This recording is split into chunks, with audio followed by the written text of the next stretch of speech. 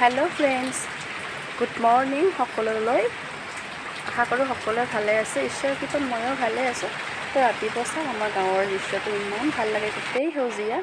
আৰু ৰাতিপুৱা আজি অলপমান টিপটিপ বৰষুণো পৰি আছিল, সেইকাৰণে মনটো ভাল লাগিছিল। গৰমটো যিহেতু অলপমান কম। ইফালে মই ৰাতিপুৱাতে উঠিছোঁ, তো ইফালে ছাগল দুটা এৰাল দিলোঁ, তাৰপিছত মুৰ্গীকেইটাক খাবলৈ দিলোঁ। এয়া ৰাতিপুৱাৰ সদায় ডিউটি, কিনো দেখুৱাম। তাকে আৰু এইবিলাক লৈয়ে যিহেতু জীয়াই থাকিব লাগিব আমাৰ দৰে মানুহ। তো ভালো লাগে ইহঁতক চালে, মানে মনৰ টেনশ্যন চব নোহোৱা হয়। মই ভাবোঁ মোক যেতিয়া বেয়া লাগে সিহঁতক চাই থাকোঁ। তো গা চা ধুই আহি এইফালে মই চৌকাত দালি বহাই দিছোঁ। দালি কিন্তু চৌকাত দিলে ভাল হয়।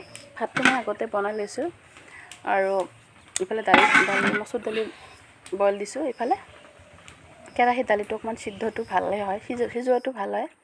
এফালে দালি দিছোঁ, আৰু এইফালে গেছত মই আলু ভাজি আছোঁ। যিহেতু অকণমান আজি দেৰি হৈছে উঠোতে, মানে মানে যোৱা ৰাতি ইমানেই গৰম আছিল, শুব পৰা নাছিলোঁ। ইফালে কঁঠাল গুটি ভাতকেৰেলা কাটি থৈছোঁ ভাজাৰ কাৰণে, সেইটো এক্সট্ৰাকৈ ভাজিম। যিটো আলু ভাজি এক্সট্ৰা হৈছে। ইফালে শাক মানে কোমোৰা শাক, কিবাকিবি পাত এইবোৰ আছে, মিলাই পেলাই শাক ভাজিম। আৰু শাক চাক ভাজি ৰান্ধি বাঢ়ি থৈ ইফালে খাই বৈ বাচন বৰ্তন ধুই পাকঘৰৰ যিমানখিনি কাম আছিল সকলোখিনি সমাধা কৰি আহি আৰু এবাৰ গা ধুই ফ্ৰেছ হৈ আহিলোঁ। এতিয়া মোৰ ডিউটিলৈ বুলি। তো ইয়াতে আপোনালোকে দেখাই পাই আছে মই ড্ৰেছ পিন্ধিছোঁ, ড্ৰেছ ৰেডি হৈ আছোঁ। আৰু তাকে আৰু কাপোৰ চাপোৰ কিন্তু ইমান জাপি পৰাৰ সময় নহয়, মানে ডিউটিৰ পৰা আহিয়ে মই এইবিলাক কৰোঁ। তো যি কি নহওক, মানে মই যিকোনো সানো বা নাসানো, মই ছানস্ক্ৰীণটো মানে সানিমেই আৰু মুখত, যিহেতু বহুত গৰম আৰু ৰ'দটো চোকা, ছালখন এনেই পুৰা যায়। কি কৰিব গাইজ গৰমততো ইচ্ছা যায় যে কাম চাম কৰি চব কাম মানে শেষ কৰি অকণমান ফেনৰ তলত শুম বুলি মন যায়।